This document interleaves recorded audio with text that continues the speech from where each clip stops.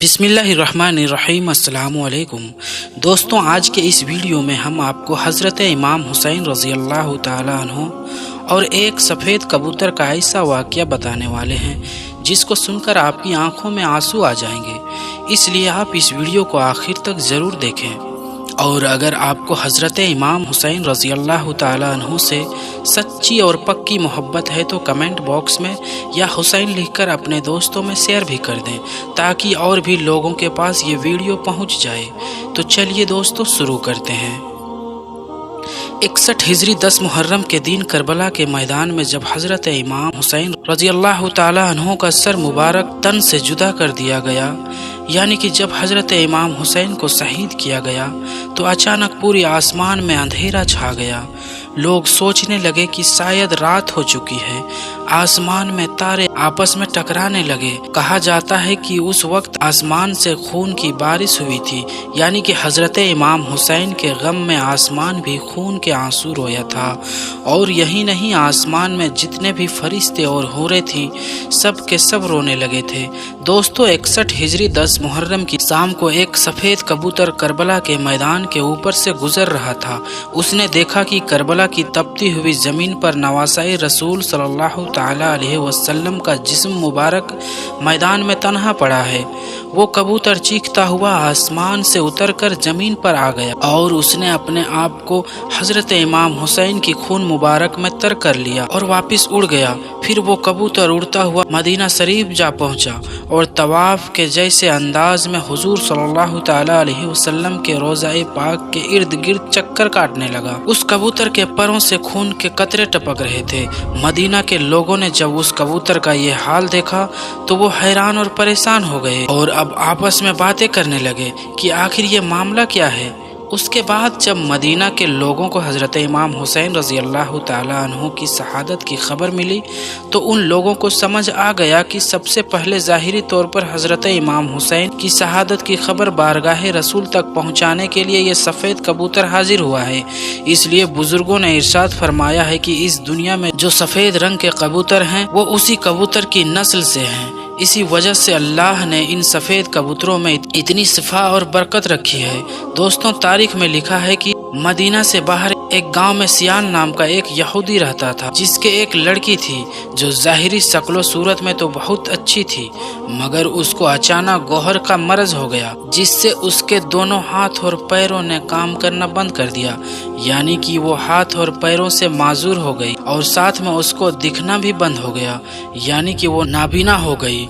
उस लड़की की हालत देखकर उस यहूदी के मोहल्ले में पड़ोस के लोग उस लड़की की शदीद नफरत की निगाहों से देखने लगे। जब उस यहूदी ने देखा कि सब लोग उसकी बेटी को नफरत की निगाहों से देखने लगे हैं तो वो यहूदी अपनी उस बेटी को लेकर अपने गांव से निकल गया और दूर जाकर एक बाग में रहने लग गया। अब वो यहूदी दिन भर शहर में काम करता और शाम होते ही उस बाग में अपनी लड़की के पास आ जाता था। एक दिन इत्तेफाक से ऐसा हुआ कि वो यहूदी अपने काम में इतना ज़्यादा मशगूल हो गया था कि वो शाम को अपने बाग में अपनी लड़की के पास नहीं आ सका। जब उस नाबीना लड़की का बाप उसके पास नहीं पहुंचा तो वो बहुत घबरा गई और गिरते पड़ते वो लड़की एक दरख्त के नीचे पहुंच गई और रोने लगी। उस लड़की ने ऐसा ही करके उस दरख्त के नीचे पूरी रात गुजार दी। जब सुबह हुई तब उस लड़की ने देखा कि उसके करीब ही एक दूसरी दरख्त के ऊपर परिंदे की चीख भरी आवाज़ आ रही है। उस आवाज़ में इतना ज़्यादा दर्द था कि वो लड़की अपने आप को रोक नहीं पाई और घसीटते पड़ते हुए दरख्त के पास पहुंच गई। हालांकि वो लड़की नाबीना थी, देख नहीं सकती थी, लेकिन फिर भी उसने अपने सर को ऊपर उठाकर उस रोने वाले परिंदे की जानिब देखने लगी। वो लड़की उस कबूतर की जानिब देख ही रही थी कि इतने में उस कबूतर के पर से खून का एक गर्म कतरा उस लड़की की दाहिनी आंख में आकर गिर गया। उस खून का गिरना था कि उसके बरकत की वजह से उस लड़की की आंख में रोशनी आ गई, यानी कि लड़की उस आंख से देखने लगी। फिर खून का एक और कतरा उसकी दाहिनी आंख में आकर गिर गया। उस खून के बरकत से उसकी वो दूसरी आंख भी रोशन हो गई। ये देखकर वो लड़की बहुत हैरान हुई और वो उस दरख्त के ऊपर देखने लगी। उसने देखा कि उस दरख्त के ऊपर खून से संधा हुआ एक सफेद कबूतर बैठा हुआ है और वो लड़की उस कबूतर को देख रही थी کہ اتنے میں خون کا ایک اور قطرہ اس لڑکی کے ہاتھ پر آ کر گرا۔ اس کی برکت سے اس کا ہاتھ بھی بالکل ٹھیک ہو گیا۔ یہ دیکھ کر لڑکی نے اپنے دوسرا ہاتھ بھی آگے بڑھا دیا، پھر اس پر بھی خون کا ایک قطرہ آ کر ٹپک گیا، جس سے اس کا دوسرا ہاتھ بھی صحیح سلامت ہو گیا۔ اس کے بعد لڑکی نے خون کے چند قطروں کو لے کر اپنے پورے بدن پر مل لیا، جس کے وجہ سے لڑکی پوری طرح سے صحت یاب ہو گئی۔ اب وہ لڑکی اس طرح سے ہو گئی تھی جیسے کہ اس کو کبھی کوئی مرض تھا ہی نہیں۔ اس کے بعد وہ لڑکی خوشی خوشی اٹھی اور اپنے باپ کی تلاش میں نکل گئی۔ ابھی وہ لڑکی اس باغ سے باہر نکل ہی رہی تھی کہ اتنے میں وہ یہودی سامنے آتا ہوا دکھائی دیا۔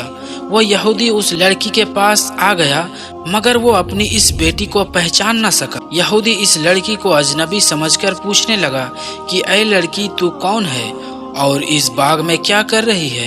میں اپنی ایک بیٹی کو اس باغ میں چھوڑ کر گیا تھا، کیا تجھے اس کا کچھ حال معلوم ہے؟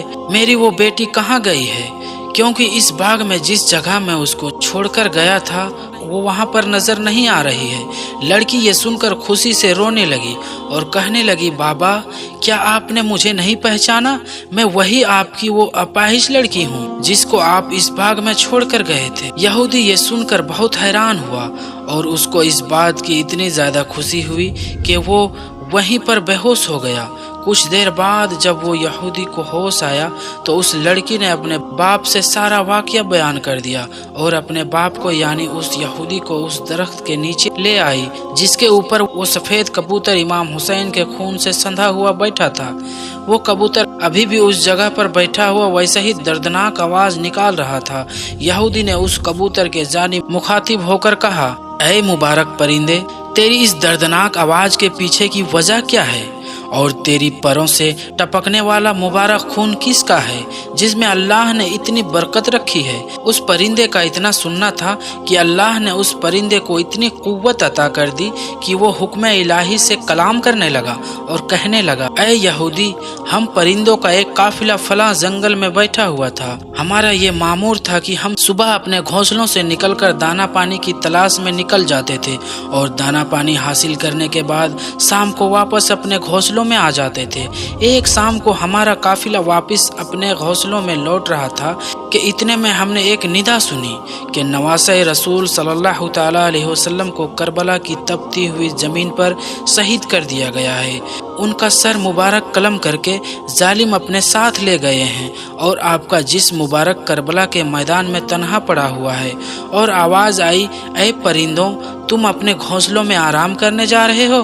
یہ ندا سن کر ہم تمام پرندے کربلا کے میدان کی طرف روانہ ہو گئے۔ جس وقت ہم وہاں پہنچے تو ہم نے دیکھا کہ اس وقت بھی حضرت امام حسین کے جسم مبارک سے تازہ خون نکلنا جاری ہے۔ یہ کیفیت دیکھ کر ہم تمام پرندے امام حسین کے غم میں چیخنے اور چلانے لگے۔ مجھ سے یہ دیکھا نہیں گیا اور میں نے اپنے آپ کو امام حسین کے بہنے والے خون میں گرا دیا، اپنے چہرے اور مبارک بالوں کو اپنے خون مبارک سے تر کر لیا اور وہاں سے اڑ کر میں یہاں آ گیا۔ وہ سفید کبوتر کہنے لگا کہ اسی مبارک خون کے قطرے ہیں جو میرے پروں سے ٹپک رہے ہیں، اور اس خون کے مبارک قطرے جہاں جہاں بھی ٹپکتے ہیں وہاں وہاں ان قطروں کے برکت سے شعور پیدا ہو رہا ہے۔ اس کبوتر کی زبان سے یہ سن کر اس یہودی نے کہا، اگر حضرت امام حسین کے نانا حق پر نہ ہوتے، اگر نواسہ رسول صلی اللہ تعالیٰ علیہ وسلم حق پر نہ ہوتے تو آپ کے خون کے قطروں میں ایسی خیر و برکت کا شعور پیدا نہ ہوتا اور میری یہ اپاہج لڑکی کو شفا نہیں ملتی۔